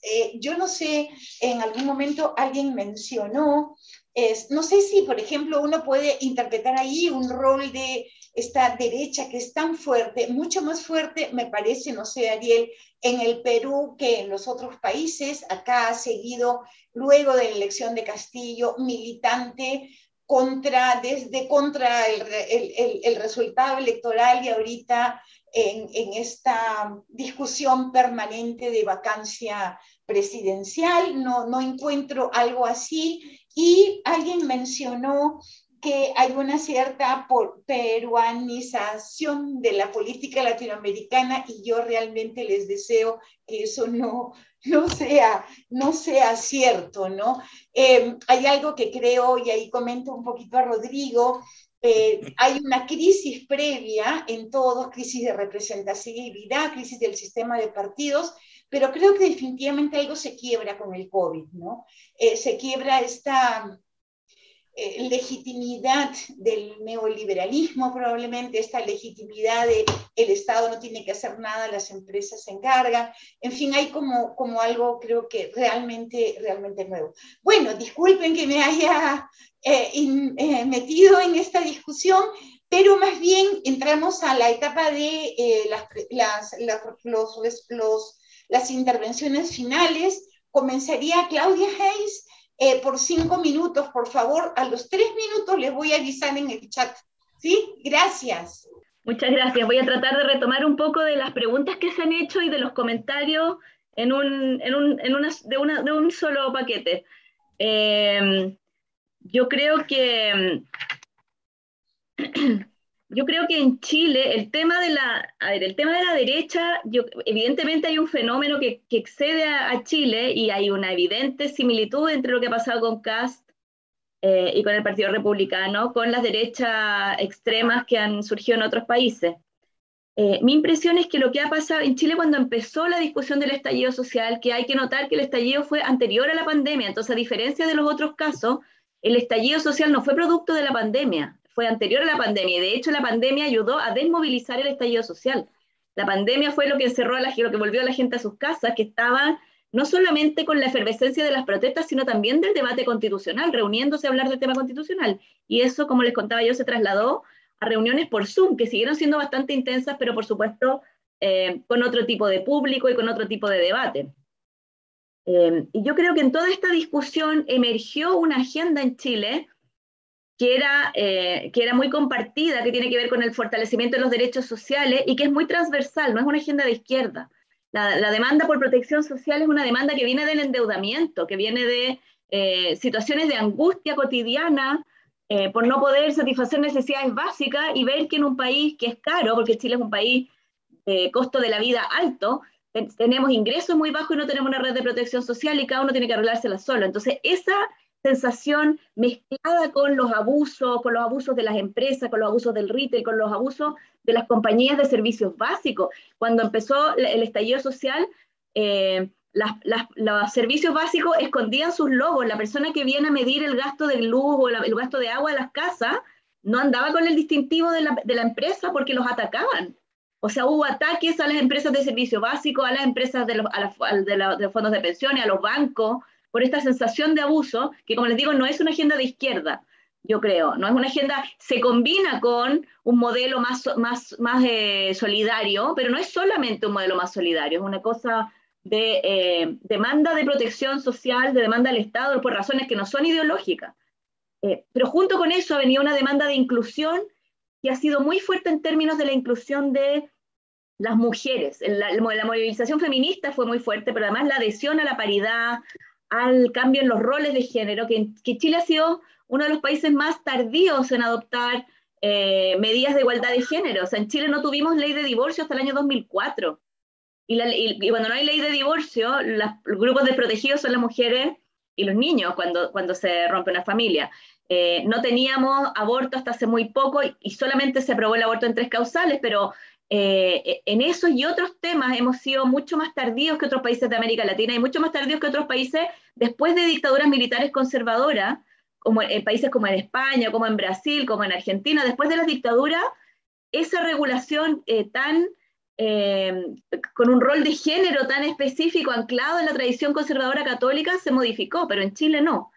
Y yo diría que la irrupción de las agendas de plurinacionalidad, de derechos de paridad de género, de cambio en los roles de género, de derecho a los cuidados, por ejemplo, del aborto y del reconocimiento de las disidencias sexuales y los derechos de los grupos LGTBQ+, todo eso alimenta de alguna forma una reacción cultural conservadora que es parte de lo que está alimentando esta derecha. O sea, yo creo que no es porque no quieran avances en los derechos sociales, sino que porque sienten que se les está remeciendo el mundo que conocían, con esto de que va a haber mujeres en las Fuerzas Armadas y etc. Entonces yo creo que tenemos al principio de la movilización, recuerdo que muchos analistas decían, en realidad no hay una polarización en la sociedad, el estallido social no es polarizado, lo que está polarizado son las élites, porque está la derecha que quiere preservar el neoliberalismo, etc. Pero yo creo que a partir de estas otras agendas sí se ha ido polarizando un poco más la ciudadanía y han surgido nuevas prioridades, son prioridades que tienen que ver después de la pandemia, después de la crisis económica.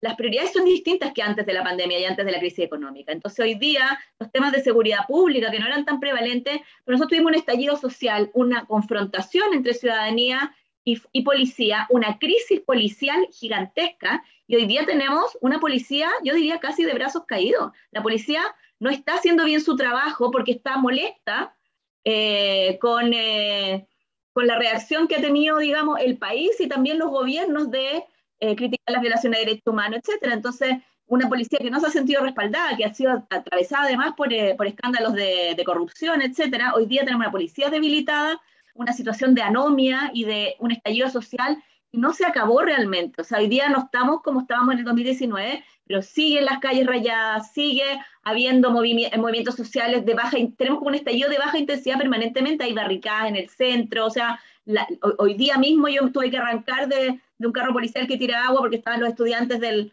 Instituto Nacional protestando. O sea, no es que se haya acabado completamente el estallido, y en ese contexto yo creo que en un clima de desorden y de incertidumbre económica genera eso una reacción conservadora. Y además está todas las fake news, que son también parte de las estrategias de esta derecha, de esta ultraderecha.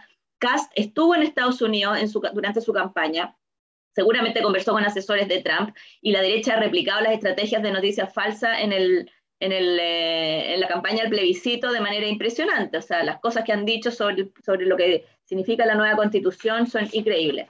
Y por último, sobre el tema generacional, es cierto que hay una generación nueva que fundó, digamos, el Frente Amplio, estos nuevos partidos de izquierda que quieren distanciarse de la exconcertación y de las generaciones mayores, y no hay duda que hay una diferencia ahí, podríamos decir, ideológica, en términos de no aceptar la focalización del gasto y aspirar a un sistema de cobertura universal de servicios sociales, pero también hay una diferencia generacional, sin duda.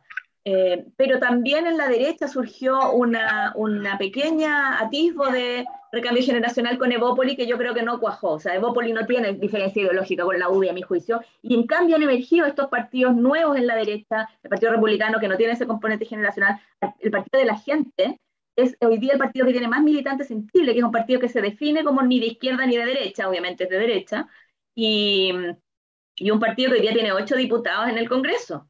Los republicanos tienen 15 diputados, o sea, realmente es una derecha que está desplazando a los partidos tradicionales. Entonces, lo que parece haber más que un tema de generaciones antiélite, yo diría que es una fuerte adhesión en contra de los incumbentes, en contra de los partidos tradicionales, y quizá podríamos explicar esta especie de giro a la izquierda en América Latina, más que por una izquierdización del continente, por un rechazo a los incumbentes. Tuvimos giro a la derecha y ahora tenemos giro a la izquierda, por un rechazo a quienes están en el poder.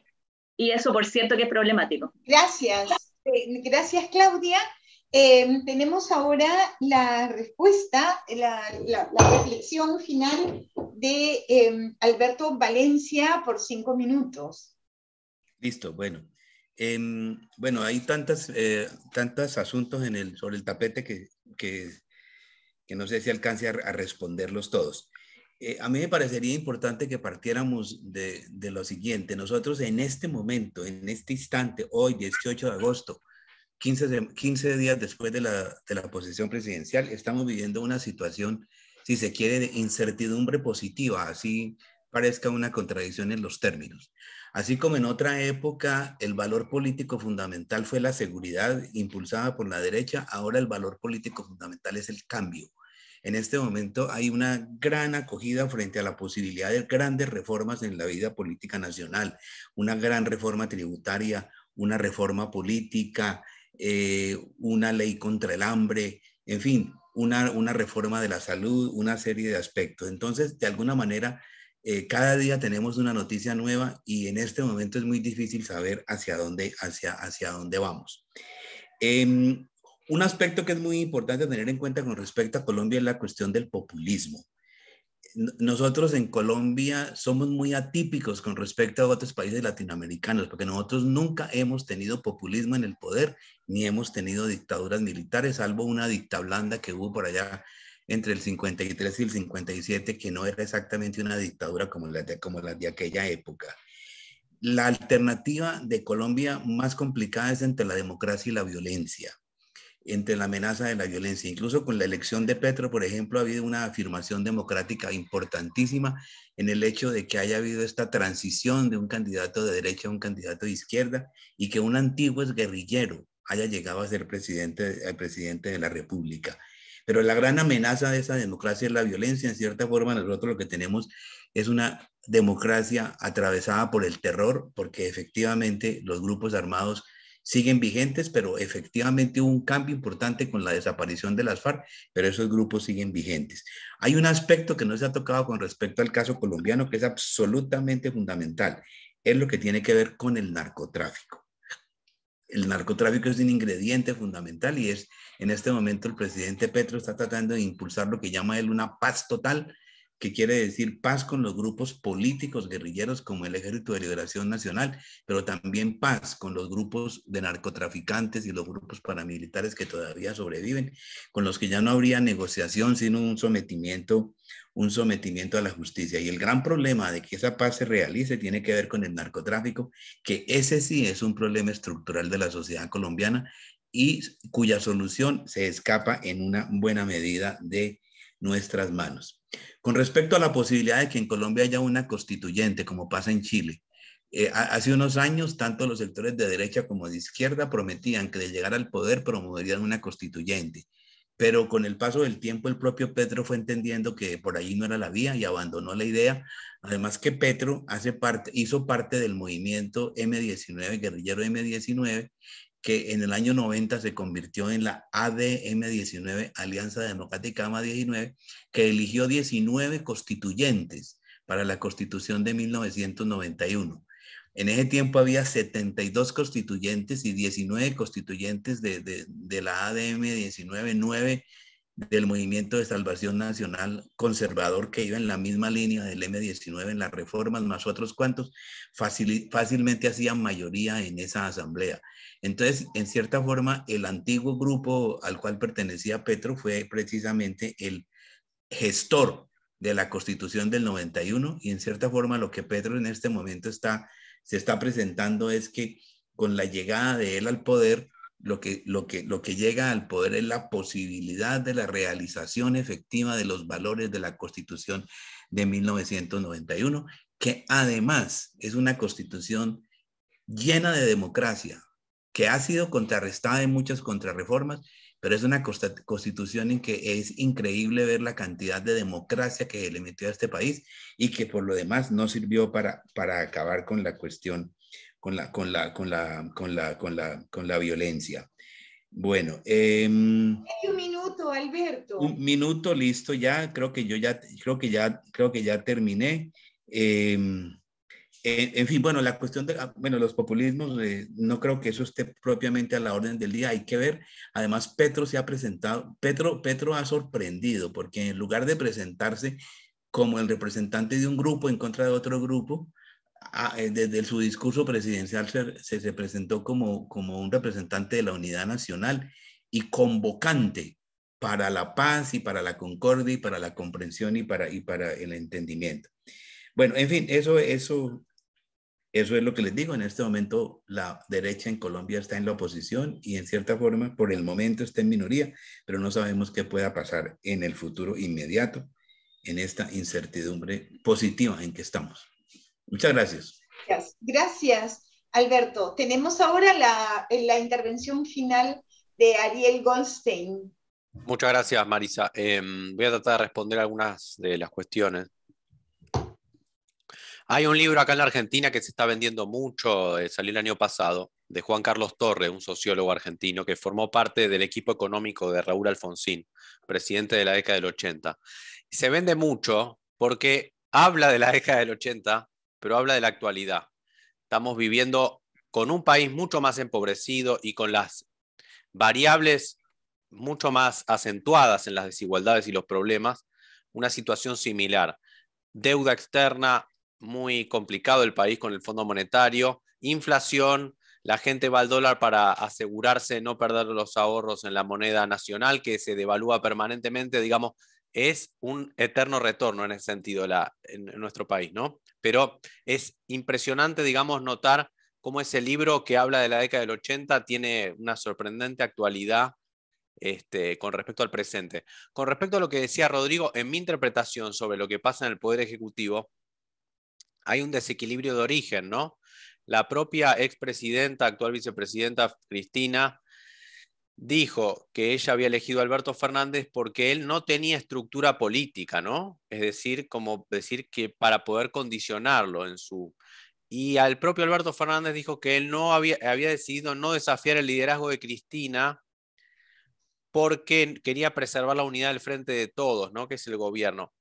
En esas dos frases me parece que se cifra un poco esa conflictividad, que es una lucha por el poder, ¿no? Que sí, igualmente de todos modos ya se ha resuelto, porque hoy tenemos una especie de extraño primer ministro o ministro de Economía, que es Sergio Massa, que era el tercero de esa coalición, que asumió, digamos, los aspectos, los cargos más importantes en el Estado y hoy se maneja como una especie de primer ministro, digamos, y el liderazgo de Fernández ha quedado bastante desplazado, y también sus perspectivas electorales para el año que viene probablemente, pero eso está por verse. Pero junto con eso y la crisis, sí se ha visto un auge de estos libertarios, ¿no? Incluido Javier Milei, que realizaron protestas en la pandemia a través de las redes sociales, en las calles, y aparece potencialmente, me parece que no va a llegar a ser porque hay una estabilidad, como decía Luna, que lo evocaron, ¿no? Una estabilidad del sistema político donde el peronismo todavía a través de sus estructuras clientelares políticas logra reunir una población importante. A través de las políticas sociales se ha evitado también el estallido, ¿no? Una política social generosa, hay que reconocer acá en la Argentina, que hoy está siendo objeto de debate, ¿no? Justamente porque lo que estamos teniendo es un déficit fiscal del 7% anual que es incompatible con las metas del Fondo Monetario, entonces estamos en un momento crítico. Me río para no llorar. Pero digamos, lo que está por verse es si Javier Milei va a lograr efectivamente ser reunir un tercio del electorado desencantado, ¿no? Y ser una expresión, una alternativa a Juntos por el Cambio y al Frente de Todos. Dudo que lo sea, digamos, pero sí puede ser un interesante, por ejemplo, elector en la segunda vuelta, ¿no? Cuando en la segunda vuelta llevan a un balotaje entre el Frente de Todos y Juntos por el Cambio, y Milei podría, digamos, dar y probablemente, digamos, sus ideas son mucho más afines a Juntos por el Cambio que al Frente de Todos, ¿no? En cierta medida. De hecho, ha tenido reuniones con Macri, ¿no? Pero en todo caso, por último, por una pregunta que habían hecho, digo, la Argentina justamente es un caso donde los militares no son populares, ¿no? La guerra de Malvinas, la derrota de Malvinas, generó una crisis de la legitimidad del gobierno militar, que eso no se dio en Brasil, ni siquiera en Chile, donde, como mostró Claudia, bueno, hoy, digamos, el legado pinochetista está mucho más cuestionado, pero en Brasil eso no, ni siquiera es así. Pero digo, en Argentina, bueno, los organismos de derechos humanos tienen una fuerza muy grande y, digamos, justamente me parece que ese es uno de los problemas que tiene la derecha radical en la Argentina, que los militares todavía no son un grupo popular que pueda, digamos, ¿no? Me parece que en América Latina la derecha radical necesita, para ser exitosa en alguna medida, las iglesias, sobre todo pentecostales, y los militares. Bueno, en Brasil están las dos. Esos dos grupos están fuertemente anclados en el Poder Ejecutivo, pero en América Latina, en el resto, no vemos todavía que se haya logrado expresar con esa contundencia en otro país, ¿no? Así que bueno, dejo por acá. Gracias, Ariel. Bueno, hemos terminado esta mesa. Agradecemos a los ponentes, al comentarista y a todos ustedes participantes por acompañarnos esta noche. Esperamos seguir contando con su participación en el seminario Perú y América Latina en tiempos de pandemia, desigualdades, salud pública y poder. Tenemos aún una siguiente sesión, es una conferencia titulada Agenda y proyección de los movimientos sociales y los partidos políticos, a cargo de María Inclán, a continuación a las 7 de la noche. Muchísimas gracias a todos y creo que hemos tenido muchos elementos muy valiosos. Gracias.